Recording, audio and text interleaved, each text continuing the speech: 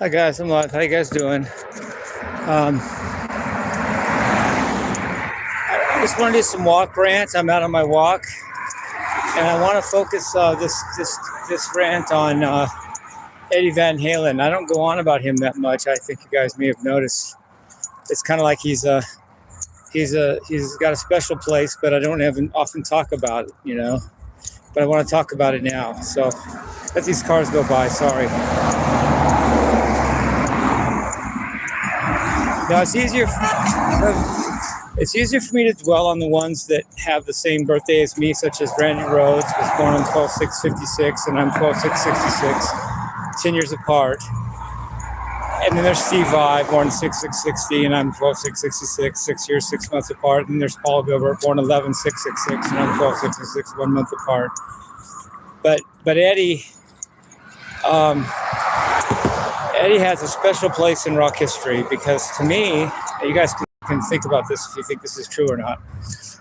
Randy did classical better than Eddie and more than Eddie, but Eddie invented the first way to play fast arpeggios on guitar that had never been pulled off with perfect aplomb like he did. I mean, sweeping didn't come till after. Sweeping didn't come till Lingve. At the earliest, 83.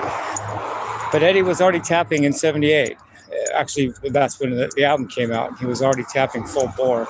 And that was the first documented way on the guitar, an electric rock guitar, to play fast arpeggios. Eddie started the whole thing. If it weren't for that,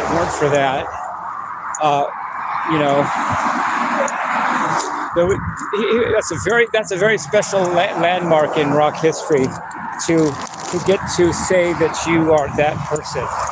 And he was really great.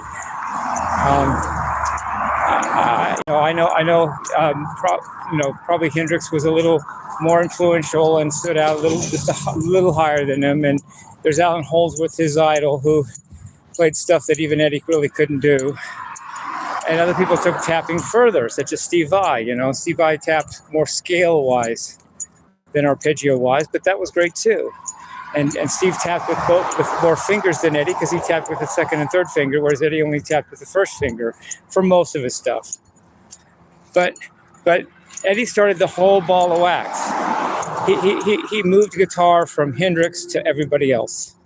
He was the gateway to everyone that came after Hendrix. He was why they were doing their shit and why they were playing, was Eddie. Yeah, Hendrix started the ball rolling, but Eddie got it through the doorway. He got it so that everybody else, Red Beach, Vito Bratta, Randy Rhoads, Vivian Campbell, Jeff Watson, Brad Gillis, Middle Betancourt. I'm just brainstorming here.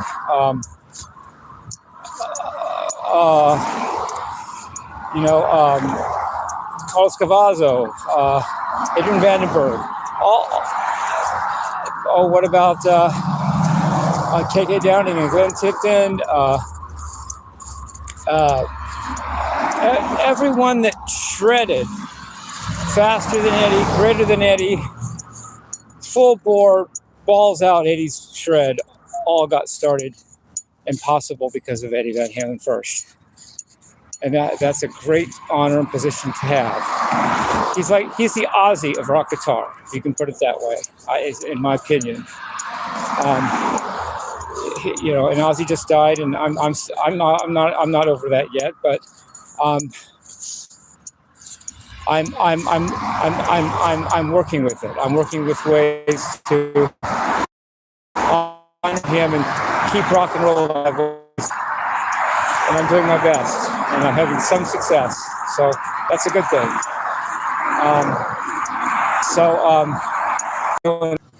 don't know if you guys have noticed in my channel, but I often start with a periphery first. I do the stuff that's on the outskirts first, so that as I progress, I'm moving toward the center, not away from it. I'm just now starting to do the rock and roll that I love, that is good and it exists in rock, but isn't my forte or my wheelhouse.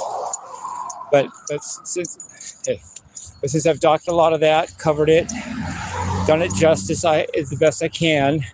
I'm starting to hone in on the rock that I really love, and the Alan Holdsworth stuff and stuff like that I really love. But that too. But mostly rock and roll that I love, and it's getting funner for me because I'm doing so. If I'd have started with Jimi Hendrix, it would have been like, well, who do you think he is?